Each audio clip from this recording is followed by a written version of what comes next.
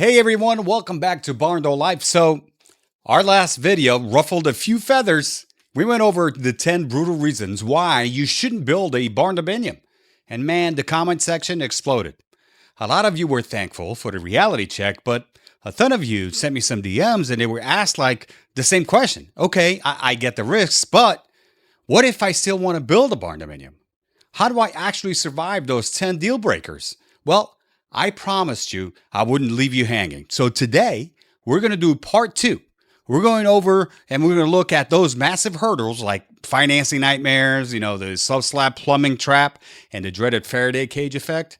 And I'm going to give you the exact strategies, hacks, and industry secrets to completely beat them. If you're determined to build your own dream Barndominium without going broke or losing your mind, grab a notepad. Let's solve these problems. All right, let's start with the biggest gatekeeper, financing. If traditional banks are turning you down because they can't find comparables, here's how you beat them at your own game. You ready? First, stop walking into massive national banks. I keep telling you guys this. Do not go into Bank of America, Wells Fargo, Chase Bank. They have no clue what you're trying to build, right? You need to look for farm credit cooperatives or agricultural lenders in your region, because barndominiums they evolved from agricultural post-frame structures, right? Ag lenders are incredibly comfortable with them. They don't look at it as steel shell and panic like the other big banks do. They look at it as a durable asset. Second, I need you to consider a 2-step closed loan or working with a Barndo kit company that has in-house or preferred lenders. We did that. Some national kit providers have already done all the legwork for you with specific financing companies who understand the exact valuation of their packages. And finally, if you're building in an area with zero comps, you need to ask the appraiser to look for log homes or custom timber frame homes as alternative comps instead of the standard suburban stick-built houses. Lenders will often accept these because they fall under the same unique custom build umbrella, right? So do that. Well, okay, next up, the reason why we all want to move out of the city, right? HOAs and zoning. What do you do if the local board says no metal buildings? You have 2 brilliant workarounds here. You ready for this?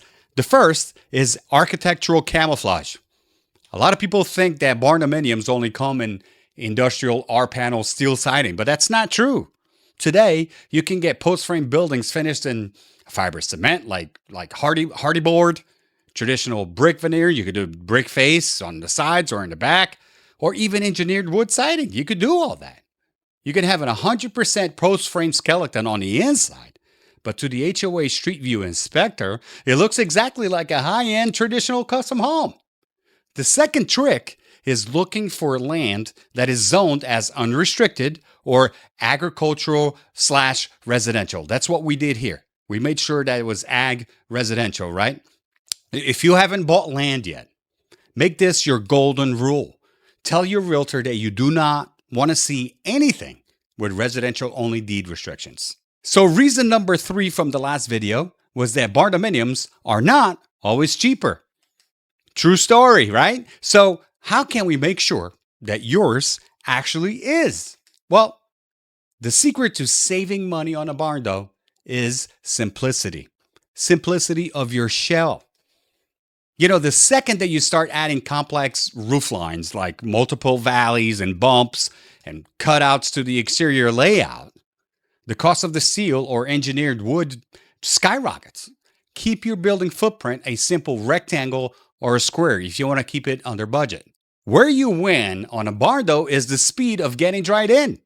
Once that shell is up in a matter of days, literally, you save massive amounts on labor.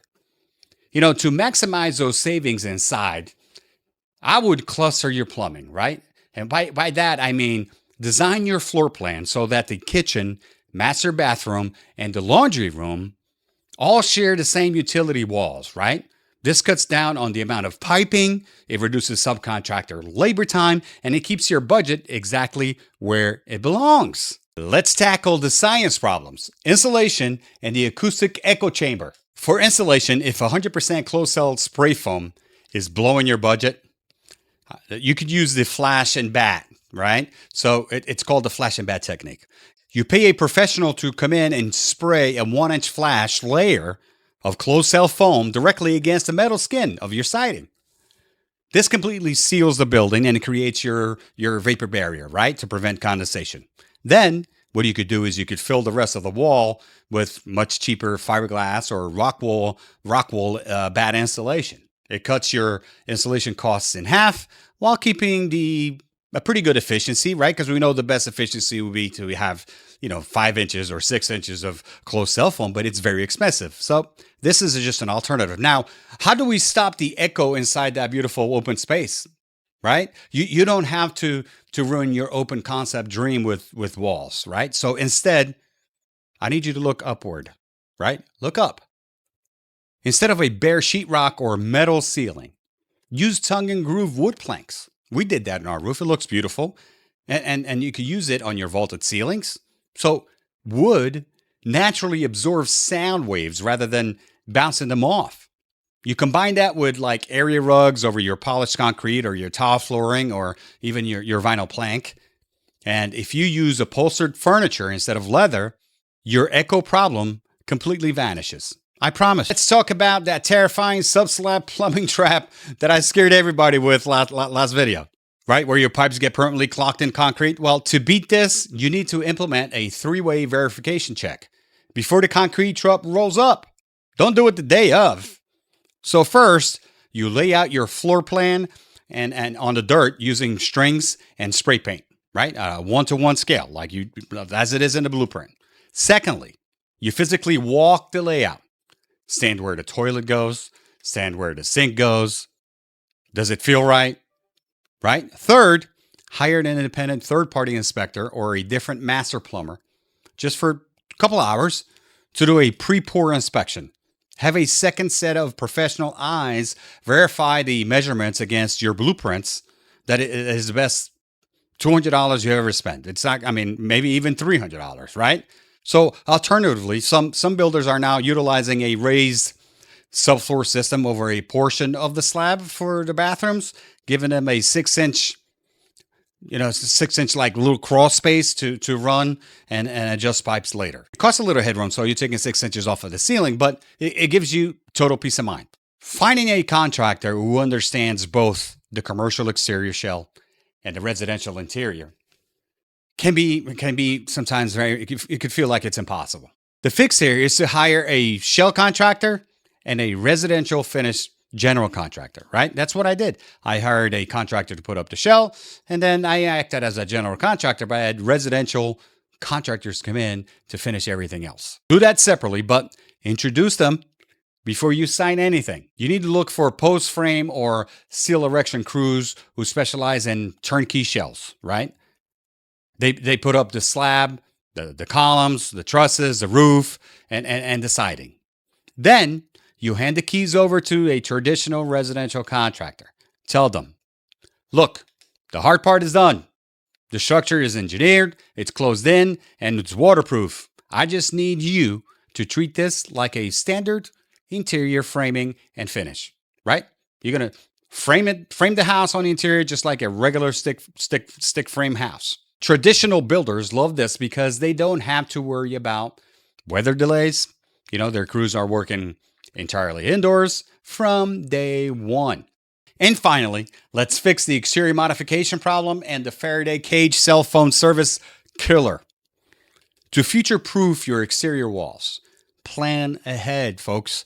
You plan ahead for soft spots. If you think you might want to add a garage door or a massive window 5 years down the road, tell your structural engineer during the design phase, because they can frame out the structural headers into the steel or wood frame now and simply cover it with the standard metal siding.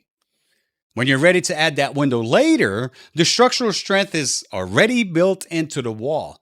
You could just cut the metal panel, pop that window in, and be done. As far as for your cell phone signal, don't wait until you move in to find out that you have zero service. I'm telling you, it's going to happen because it happened to us. When you frame the house, Run a dedicated coaxial cable from the highest point of your roof down to a central closet inside, right? Or your where your electric panel is, where you're going to do your cable and or your satellite hookup, all of that. Mount a directional cellular antenna on your roof pointing towards the nearest cell tower and connect it to a whole home signal booster inside. You combine this with a hardwire PoE, which is a power over Ethernet mesh Wi-Fi system throughout your house, and you'll have lightning fast internet and crystal clear cell service, completely bypassing the metal shield of your home. You see, every single one of those terrifying deal breakers from our last video as a logical, practical solution. Building a Barndominium is not impossible, folks. It just requires you to be smarter than the average builder. Trust me. By picking the right land, setting up your plumbing with absolute certainty, choosing the right installation strategy, and planning your tech, you can build a home that will last for generations without breaking the bank. If this follow-up video gave you your confidence back, do me a huge favor. Hit that subscribe button, smash the like button, and let me know in the comments. Are you going with a steel frame or a post frame setup for your build? Thanks for tuning in to Barndo Life. Plan smart, build right, and we'll see you on the next build.